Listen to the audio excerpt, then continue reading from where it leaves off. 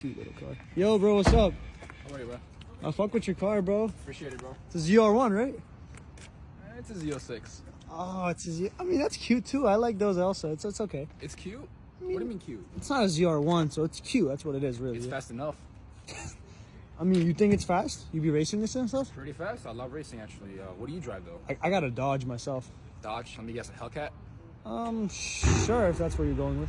They're boats, man. I'll get that shit any day. You've raced one before?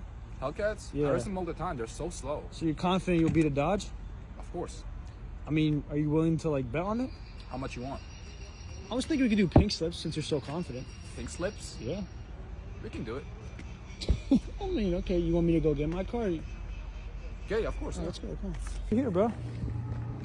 I think I got a Hellcat, bro. Hellcat? I never said that. I said I have a Dodge, bro. Come on. That's no Hellcat, bro. It's not a Hellcat, bro. I don't know what you're talking about. I never said that, but